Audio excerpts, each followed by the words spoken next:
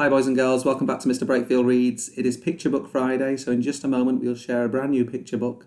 But before that, I just wanted to share with you a selection of work that people have sent in over the last week. So lots of people have been busy, I can see.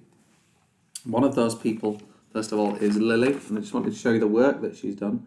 Lily in Year 2 has invented a new robot here, as you can see. And then, here it is. And then over here has written about it using some questions and answers all about the robot. So well done, Lily. Not the only piece of work that Lily's done, and she's been very busy and sent in quite a bit of that work. So well done, I'm very, very pleased to see it. And Archie has also been busy in Year 2. He has written a character description of Mr. Twit, a little bit about Mrs. Twit there as well, so that's fantastic. Well done, Archie, really impressed to see. And then Alfie in Year 2 has also written a character description, this time of the roly-poly bird in the Twits. A wonderful picture of the roly-poly bird there, as you can see. And then underneath you can see that is the character description, and it's been nicely typed up. So well done, Alfie. Fantastic. Again, keeping very busy. And then finally, I wanted to show you this, which has been inspired by our most recent story, and the current story that we're reading at the moment. Of course, The Hodgehog by Dick King-Smith. Now, this is inspired specifically by a part of the book where Max discovers pelican crossings. And in the book, at that point, it says that Max would have preferred for there to be a red hedgehog and a green hedgehog instead of a red man and a green man.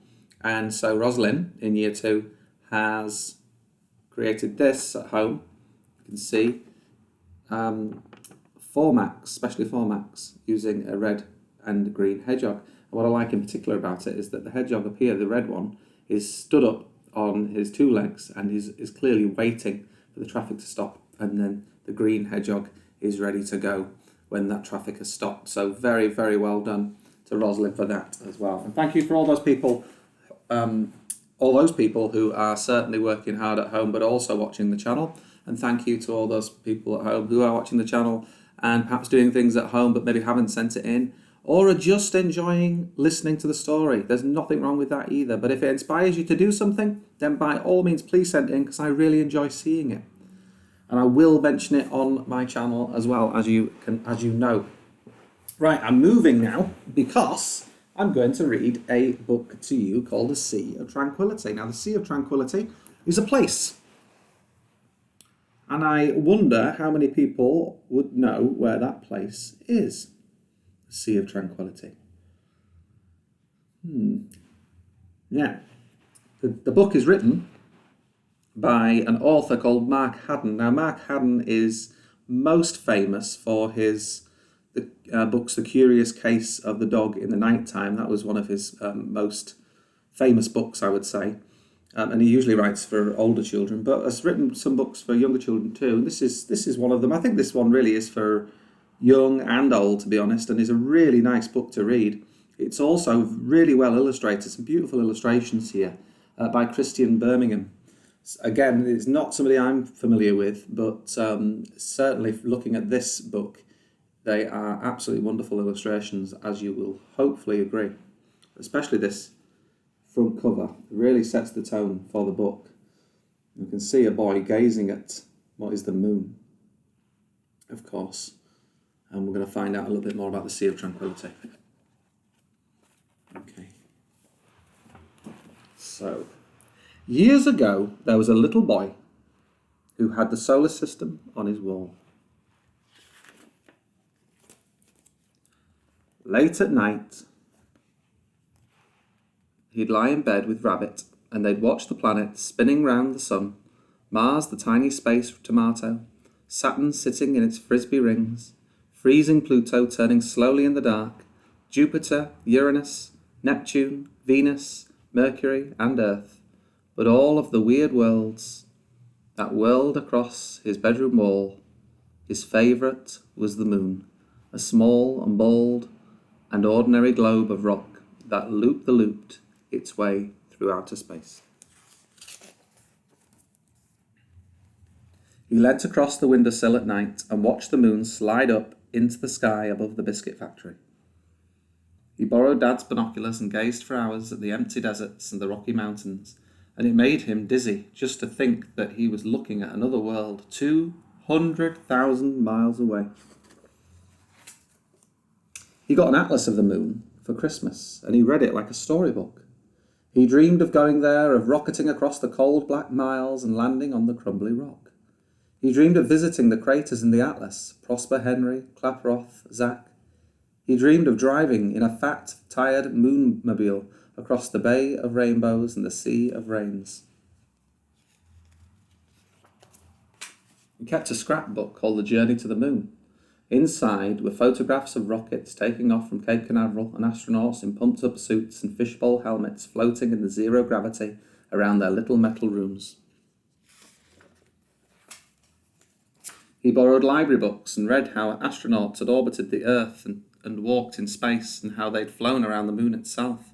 And every night he hoped and hoped that one day they would find a way to land and walk across the tiny world where he had dreamed of walking. And eventually, one cloudless night, they did. He couldn't sleep. Midnight had come and gone, but he was wide awake and standing at the window, in his dressing gown, because two astronauts were walking on the surface of the moon 200,000 miles above his bedroom.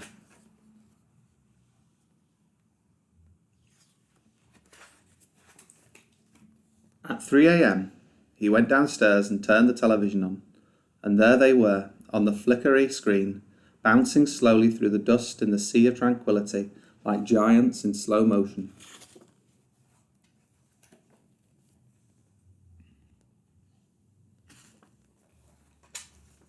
He stayed awake all night and went to bed at dawn. The sun was coming up outside his window and the moon was fading fast. He fell asleep, and in his dreams he walked with them.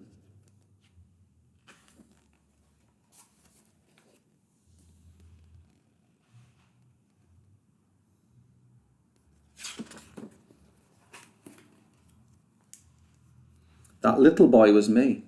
I'm older now.